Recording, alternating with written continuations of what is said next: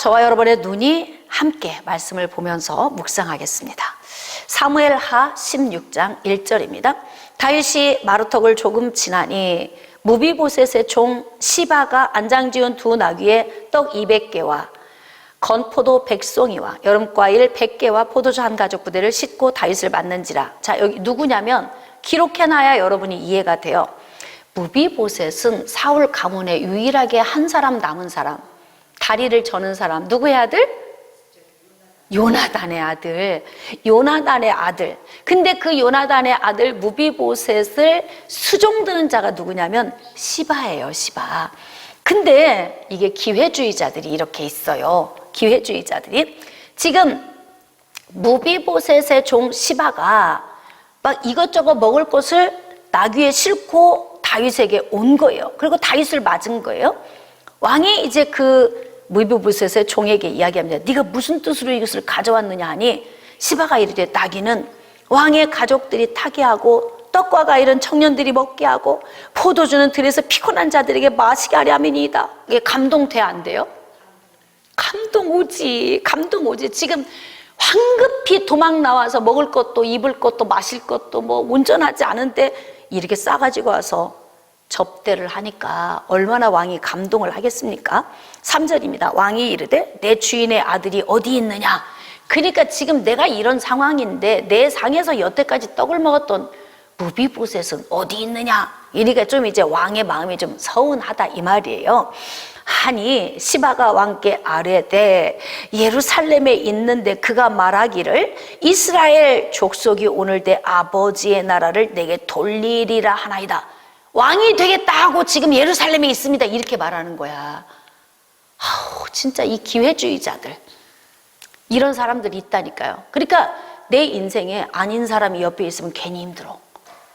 지금 무비보셋은 아무것도 안 하고 있는데 갑자기 무비보셋이 지금 왕위를 찬탈하기 위해 준비하고 있는 사람이 되어 있는 거예요. 시바가 머리를 쓴 거죠. 왕의 아들 무비보셋에 대한 나쁜 얘기를 해서 왕의 아들의 모든 소유를 빼앗아 버리는 거야. 이번 기회를 통해서. 다윗이 얼마나 괘씸하겠어요. 예전에 요나단과 나눈 약속 때문에 무비보셋을 받아들였고 그리고 상에서 같이 먹고 아들처럼 함께 이렇게 했던 사람인데 괘씸? 내가 이렇게 되었다고 다시 왕위를 다시 빼앗아가려고 하고 있다고? 그러니까 다윗 입장에서는 이게 뭐 엄청나게 이게 분노가 일어날 문제죠. 4절입니다. 왕이 시바에게 이르되 무비보셋에게 있는 것이 다 네 것이다. 시바는 이걸 원한 거예요. 어쩜 머리가 이렇게 잘 돌아가 악한 쪽으로? 이런 사람이 있어요. 기회주의자. 그래서 자기 몫을 단단히 챙겨갖고 가는 사람. 참 놀랍습니다. 그러니까 이렇게 나라가 혼란스럽거나 가정이 혼란스러우면 이럴 때 간교하고 교묘한 머리를 동원해서 이렇게 살아가는 사람들이 있어요. 자, 시바가 이르되 내가 절하나이다. 내 주 왕이여 내가 왕 앞에서 은혜를 입게 하옵소서. 꿀 떨어지죠? 이거 아무나 못해. 그쵸? 이거 아무나 못해요. 여러분 같으면 하겠어요? 못해. 목에 칼이 들어와도 우리는 못해. 이런 짓. 응? 5절입니다. 다윗 왕이 바울임의 이름에 거기서 사울의 친족 한 사람이 나오니 여기 이제 등장인물이 하나 둘씩 나와요. 왕이 도망자의 신세가 돼서 막 광야로 나가서 계속 움직이고 있는데 여기서 이제 사울의 가문의 사람이 하나가 나와서 다윗을 그렇게 저주를 하는 거예요. 그 사람이 누구예요? 시므이. 6절. 또 다윗과 다윗 왕의 모든 신하를 향하여 돌을 던지니 막 돌을 던지고 욕하고 저주하고 뭐라고 이야기하냐면 7절에 시므이가 저주하는 가운데 이와 같이 말하니라 피를 흘린 자여 삭한 자여 가거라. 이게 여러분 끝난 거 아니에요. 다윗이 지금 도망간다고 왕위가 지금 아예 끝난 것도 아닌데 이렇게 경솔한 사람들은 자기의 미래 뒷일을 바라보지 못하고 이렇게 함부로 행동하는 사람이 있어. 어때? 나중에 뭔 문제 오지 않을 것 같아? 이 사람? 왕이 돌아갈 때 그냥 둘 것 같아요? 그러니까 그냥 저 사람 이제 끝날 것 같아. 그렇다고 막 그렇게 하면 안 돼. 사람의 인생은 어떻게 될지 몰라요. 다윗 지금은 초라해요. 광야로 막 쫓겨나왔어. 아들의 모반 때문에 도망 나왔지만 다윗 안 끝났어요, 아직. 근데 막 마치 다 끝난 것처럼 저주를 부어대면서 피를 흘렸다, 사악하다, 막 사울의 족속의 모든 피를 여호와께서 막 내게로 돌렸다, 막 여호와의 이름 들먹거리면서 하나님이 하신 거다, 막 이렇게 또 얘기를 하면서 막 저주를 퍼붓잖아요. 아직 안 끝났는데. 자, 9절. 수리아의 아들 아비새가 왕께 여짜오되 이 죽은 개가 어찌 내 주왕을 저주하리까? 그러니까 요압의 동생이에요. 요압 군대 장관 요압의 동생, 조카죠, 아비새도. 그걸 보면서 이제 아비새가 화가 나니까 가서 목을 팰까요? 없애버릴까요? 이런 거예요. 감히 어디서 폐하에게 이렇게 한 거죠. 자, 이제 다윗의 이야기 한번 들어봅시다. 뭐라고 하는지. 10절입니다. 왕이 이르되 수리아의 아들들아, 내가 너희와 무슨 상관이 있느냐? 그가 저주하는 것은 여호와께서 그에게 다윗을 저주하라 하심이니 네가 어찌 그리하였느냐 할 자가 누구겠느냐? 이게 뭐냐면 올 것이 왔구나 이거야. 올 것이 왔구나. 내가 그렇게 범죄했기 때문에 인과응보로 당연히 오는 거야. 그러니까 저 사람이 나를 저렇게 저주하는 거 마땅히 받아도 돼. 손대지 마. 하나님이 하시는 일이야. 지금 다윗이 이렇게 해석을 하고 있어요. 11절. 또 다윗이 아비새와 모든 신하들에게 이르되 내 몸에서 난 아들도 내 생명을 해하려 하였거든 하물며 이 베냐민 사람이랴. 여호와께서 그에게 명령하신 것이니 그가 저주하게 버려두라. 하나님께서 이렇게 악을 행하시는 분이 아니세요. 근데 중요한 건 뭐냐면 인생들이 이 죄의 본성을 가지고 있기 때문에 어떤 상황과 사건과 환경을 만나면 죄의 본성에 의해서 죄가 죄를 무너뜨리고 죄가 죄를 치고 이게 인간이 사는 세상이에요. 인간이 사는 세상. 근데 이것이 조용할 때는 수면에 딱 가라앉아 있어서 안 보이다가 어떤 회오리 바람이 불면 훅 흔들려가지고 요동치는 사람들이 이런 문제를 만들어내요. 물론 영적으로 하나님께서 다윗에게 주시고자 했던 이 징계를 주시기 위하여서 하나님께서 그렇게 한 것이다, 뭐 이렇게 해석을 해도 무방하겠지만 저는 하나님이 꼭 그런 분이시다 이렇게 생각하고 싶진 않아요. 하나님은 선하신데 하나님의 그 선하심이 어떤 방식으로 일을 하시냐면 죄에 찌들어 있는 인간들의 악함을 허용하신 거다. 그러니까 이게 시므이의 이 악함을 하나님이 허용을 하셔서 저주를 하도록 이제 하나님이 허용을 하신 거예요. 13절. 다윗과 그의 추종자들이 길을 갈 때에 시므이는 산비탈로 따라가면서 저주하고 찔기네 그를 향하여 돌을 던지고 막 먼지를 날려. 이 악한 것도 아무나 하겠어요 이거? 생각해보세요. 여러분 뭐 하라면 하겠어 이거? 그거 아무나 하는 것도 아니에요 이것도. 시므이 안에, 그러니까 모든 행동은 각 사람 안에 있는 그 악이 나와서 하는 거예요. 그러나 하나님께서는 섭리하시고 통치하시고 다스리시니까 허용하시는 거예요. 허용. 자, 15절. 압살롬과 모든 이스라엘 백성들이 예루살렘에 이르고 아히도벨도 그와 함께 이른지라. 지금 그러면 그 예루살렘을 좀 그려봅시다. 다윗은 다 다윗의 사람들과 빠졌고 후궁 10명 남겨두고 나왔어요. 근데 이제 압살롬이 예루살렘을 장악하면서 이제 왕궁을 장악을 하겠죠. 그때 여기에 누가 있어요? 압살롬은 그의 모략가 아히도벨과 함께 하고 있고 지금 다윗이 간첩으로 파송시킨 후세가 이제 압살롬 수하로 들어가는 거예요. 근데 거기에 소식통으로 누가 있어요? 사독과 그의 두 아들의 제사장이 있습니다. 이게 그림이 그려져야 돼요. 그러면 이제 이 가운데에서 일어나고 있는 일이 다윗의 승패를 결정하게 되는 거예요. 그러니까 하나님께서 마지막 은혜를 거기에서 주신 거야. 왜? 죽지는 않게 할게. 너는 내가 지켜주기는 할 거야. 하나님은 반드시 약속을 성취하십니다. 자, 16절. 다윗의 친구 아렉사람 후세가 압살롬에게 나아갈 때에 그에게 말하기를 왕이여 만세, 왕이여 만세 하니 압살롬이 후세에게 이르되 이것이 네가 친구 후대하는 것이냐? 네 친구 다윗인데 너 배신하고 지금 나한테 와서 만세 만세 하는 거야? 지금 이런 거예요. 네가 어찌하여 네 친구와 함께 안 갔느냐? 왜 다윗과 같이 안 갔느냐 이거죠. 근데 다윗이 어떻게 했어요? 여기에다가 지금 잠입을 시키는 거예요. 위장 잠입을 시킨 거예요. 자, 후세가 압살롬에게 이르되 그렇지 않습니다. 내가 여호와와 이 백성 모든 이스라엘의 택한 자에게 속하여 그와 함께 있을 것입니다. 또 내가 이제 누구를 섬기겠습니까? 그의 아들 아닙니까? 이제 다윗의 시대는 끝났습니다. 이래봬도 나도 똑똑한 사람입니다. 기울어져 가는 쪽에 내가 줄 서지 않습니다. 떠오르는 샛별에게 제가 줄을 섭니다. 막 이렇게 가머니설로 가가지고 압살롬의 마음을 막 감동을 시킨 거예요. 제가 왕을 섬기겠습니다. 뭔 압살롬이 왕도 아닌데 그 지금 왕의 예우를 하면서 막 왕을 섬기겠습니다 그랬잖아요. 압살롬이 아히도벨에게 이르되 너는 어떻게 행할 책략을 우리에게 가르치라. 자, 이제 압살롬이 예루살렘에 들어왔어요. 그 이제 왕궁에 들어왔어. 그러니까 이제 모략가한테 묻는 거죠. 야, 이제 어떻게 했으면 좋겠냐. 정치를 해봤어야 알지. 그러니까 이제 모략가의 조언을 듣는 거예요. 이때 이 모략가가 선하면 좋은데 선하지 않으면 또 이제 방향성이 문제가 또 생기는 거예요. 어떻게 해서든지 아히도벨은 압살롬을 왕을 세워야 자기가 또 출세하니까 가장 좋고 선한 모략을 이야기를 하겠죠.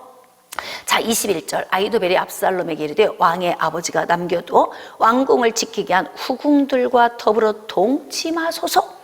왜 동침을 요구했을까요?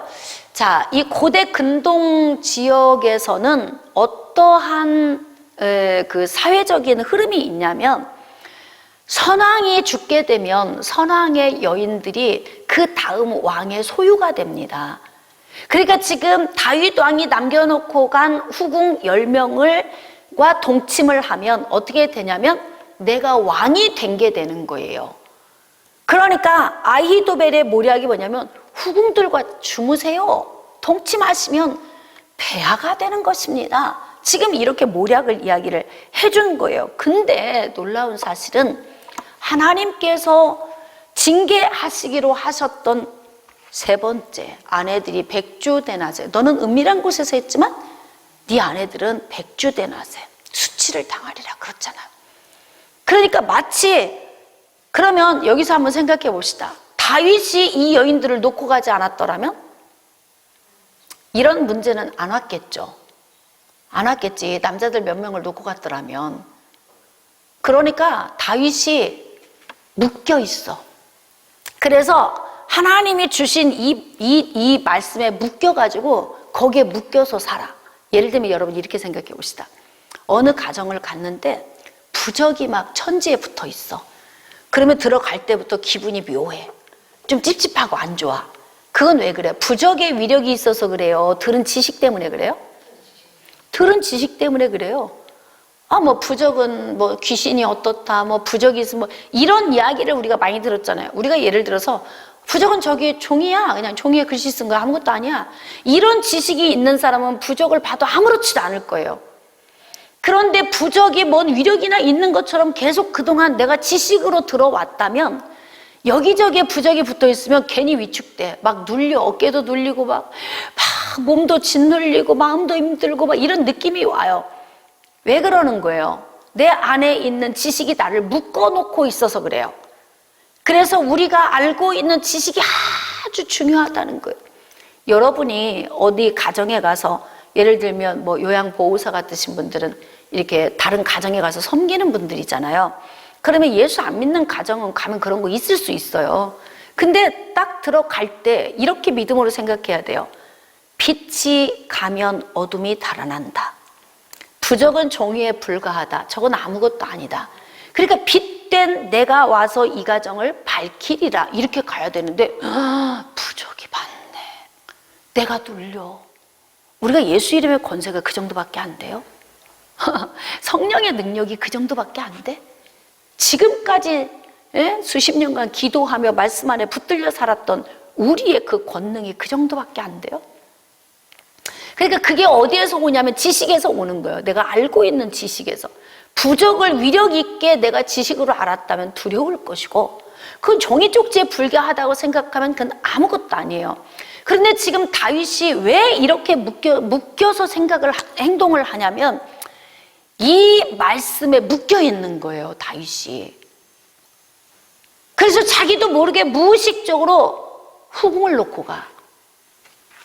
백주대낮에 수치를 당한다고 그랬어. 하나님의 말씀은 그렇게 이루어지기로 했으니까 내가 놓고 가야 돼. 그냥 그래, 이게 묶여있는 삶이에요. 묶여있는 삶. 그래서 너무 안타깝죠.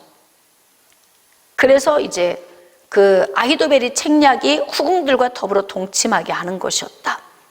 그래서 이제 왕권을 쥔 자가 되는 것처럼 이들이 그렇게 지금 뒤에서 몰아가는 거예요.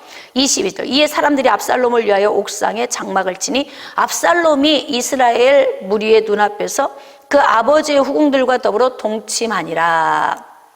23절.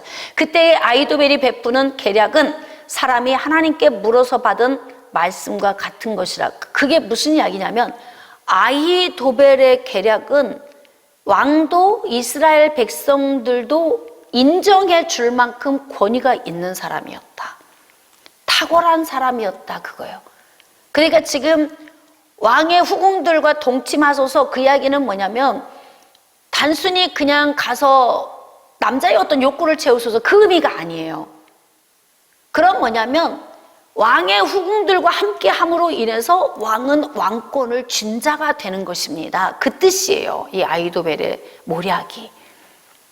그래서 그 날에 옥상에서 장막을 치고 압살롬이 왕의 부인들을 이제 범하게 되는 것입니다. 아히도벨의 모든 계략은 다윗에게나 압살롬에게나 그와 같이 여겨졌더라. 그렇게 탁월한 사람이 압살롬 옆에 있으니까 우리가 인간적으로 봅시다. 이렇게 탁월한 아히도벨이 압살롬 옆에 있으니까 압살롬의 싸움과 다윗의 싸움 가운데서 누가 이길 것 같아요? 탁월한 모략가가 있는 사람이 승리하겠죠? 그게 이제 우리 인간적인 생각이에요. 자, 17장 1절. 아히도벨이 또 압살롬에게 이르되 이제 내가 사람 12,000명을 택하게 하소서. 오늘 밤에 내가 일어나서 다윗의 뒤를 추격하여 그가 고나고 힘이 빠졌을 때에 기습하여 그를 무섭게 하면 그와 함께 있는 모든 백성이 도망하리니 내가 다윗 왕만 쳐 죽이고 모든 백성이 당신께 돌아오게 하리니 모든 사람이 돌아오기는 왕이 찾는 이 사람에게 달렸습니다. 아히도벨도 자신만만해요. 지금 아히도벨의 책략이 무엇이냐면 폐하 12,000명의 군사를 내가 데리고 가서 다른 사람은 손 하나도 안 대고 다윗 왕만 죽이고 나머지는 전부 폐하의 백성으로 내가 다 데리고 오겠습니다. 이건 아히도벨만 할 수 있는 일입니다. 지금 이렇게 자기의 모략을 이야기를 한 거예요. 자, 4절. 압살롬과 이스라엘 장로들이 다 그 말을 옳게 여겼더라. 그래, 너무 좋은 거야, 너무 좋은 거야. 자, 이제 5절. 압살롬이 이르되 아렉 사람 후세도 부르라. 후세. 자, 아히도벨과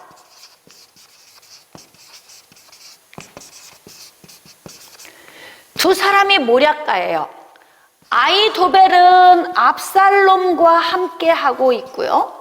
후세는 다윗이 지금 압살롬에게로 보낸 사람이에요. 근데 아히도벨이 뭐라고 이야기를 하냐면 폐하, 제가 다윗만 죽이고 나머지 다 폐하에게 돌리겠습니다.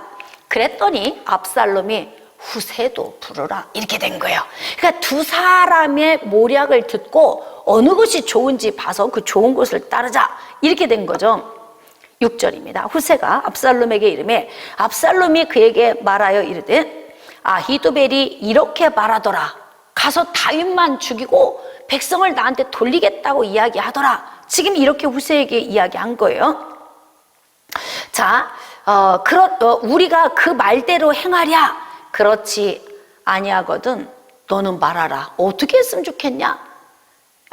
참 이게 이제 하나님이 하시는 방법이 위기 가운데서도 피할 길을 내사 너희로 능히 이기게 하시느니라. 우리가 시험 당할 즈음에 하나님이 피할 길을 내신다는 게 뭐냐면, 다윗이 지금 하나님의 말씀에 묶여서 부자유해요.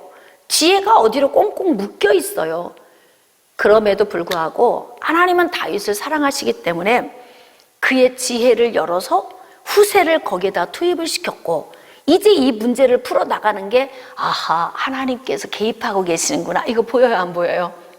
보이잖아요. 그러니까 저기 깜깜한 터널을 지나는데 먼 발치에서 한 줄기의 빛이 들어오는 것처럼 뭔지 지금 하나님이 일하시는 것 같다, 이 느낌 오잖아요. 하나님은 이렇게 우리 인생 가운데서 개입을 하시는 거예요. 자, 7절 후세가 압살롬에게 이르되 이번에는 아히도벨이 베푼 계략이 안 좋습니다. 자, 또 후세가 말하되 왕도 아시지 않습니까? 왕의 아버지와 그의 추종자들은 용사입니다. 가서 뭐 왕 한 사람만 탁 죽이고 나머지 백성 되돌려 준다고요? 천만의 말씀, 그거 쉽지 않습니다. 또 그 말 들으니까 이 말도 맞고, 저 말 들으니까 저 말도 맞아. 자, 왕에 붙이는 전쟁에 익숙한 사람인즉 백성과 함께 자지 않을 겁니다. 그러니까 아히도벨이 지금 모략을 말한 이것이 그렇게 단순하지 않습니다. 왕이 전쟁 한두 번 했습니까? 당신의 아버지가 지혜가 얼마나 탁월합니까? 근데 왕만 가서 살짝 목을 벤다고요? 안 될 일입니다. 맞는 말 같네, 이 말도. 맞는 말 같아요. 자, 9절. 지금 그가 어느 굴에나 어느 곳에 숨어 있으니 혹 무리 중에 몇이 먼저 엎드러지면 그 소문을 듣는 자가 말하기를 압살롬을 따르는 자 가운데서 패했다, 압살롬이 패했다, 이런 소문이 나버리면 다 끝납니다. 당신의 이 모반 사건이 다 수포로 돌아갑니다. 이렇게 이야기를 하는 거예요. 비록 그가 사자 같은 마음을 가진 용사의 아들일지라도 낙심하리니 당신은 낙심할 거예요. 이는 이스라엘 무리가 왕의 아버지는 영웅이요 그의 추종자도 용사인 줄 알기 때문입니다. 그러니까 이 게임이 단순하지 않다. 지금 겁이 나서 도망가긴 했지만 그들은 황급하고 당황해서 도망갔던 거지 힘이 없어서 도망간 게 아니다. 그들이 다시 정렬을 정비하고 싸우기 시작하면 집니다. 지금 용사 아닙니까? 그들 주변에 있는 요압, 아비새, 또 그 이외에 많은 군인들 보세요. 막 지금 막 겁을 잔뜩 주는 거예요. 또 이 말 들으면 이 말이 맞는 것 같아? 자, 그래서 이제 후세가 이렇게 말해요. 나는 이렇게 계략을 세웠습니다. 11절. 온 이스라엘을 단에서부터 부엘세베까지 바닷가에 많은 모래같이 당신께로 모으고 친히 당신이 전쟁에 나가세요. 응? 우리가 그 만날 만한 곳에서 그를 기습하기를 이스리 땅에 내림같이 우리가 그의 위에 덮어 그와 함께 있는 모든 사람을 하나도 남겨두지 아니할 것입니다. 자, 아히도벨은 다윗 한 사람만 죽이겠다 그러는데 후세는 다 쓸어버리겠습니다. 응? 그냥 전체 이스라엘 사람 싹 모아가지고 전쟁터 나가면 싸움 잘하는 사람 앞장 세워서 그거 싹 쓸어버릴게요. 이게 그냥 말은 쉬운데 쉬운 게 아니에요. 근데 이게 말이라는 게 사람에게 이렇게 영향력을 끼치는 거예요. 그래서 어떻게 또 만일 그가 어느 성에 들었으면 온 이스라엘이 밧줄을 가져다가 성을 강으로 끌어들여서 그곳에 작은 돌 하나도 보이지 아니하게 할 것입니다. 그러니까 뭐냐면 우리가 힘을 모으면 가서 그들을 다 쳐버릴 수 있습니다. 다윗 죽이지 못하면 다윗과 그의 신하들 때문에 우리가 역공을 당하는데 기왕이면 우리가 어떻게 다윗 한 사람 죽이지 말고 다 쓸어버립시다. 그러니까 어디로 가고 싶어요, 여러분은? 여러분은 어떤 모략에 마음이 갑니까? 한 표 던져주세요. 응? 아히멜렉입니까? 후세입니까? 각자 좀 생각이 다르겠지만, 자, 14절. 압살롬과 온 이스라엘 사람들이 이르되 아렉 사람 후세의 계략은 아히도벨의 계략보다 낫다하니 이는 여호와께서 압살롬에게 화를 내리려 하사 아히도벨의 좋은 계략을 물리치라고 명령하셨습니다. 자, 실질적으로 누구 계략이 지금 좋은 거예요? 아히도벨의 계략이 아주 탁월한 거예요. 진짜 어디서 잠을 자고 있거나 그러면 다윗이 사울 진영에 가서 물병하고 창을 가져온 것처럼 다윗만 살짝 죽이고 오면 게임 끝나는 문제야. 그러니까 아히도벨의 이 모략이 너무 탁월한데 중요한 건 하나님이 개입을 하셨다 이 말이에요.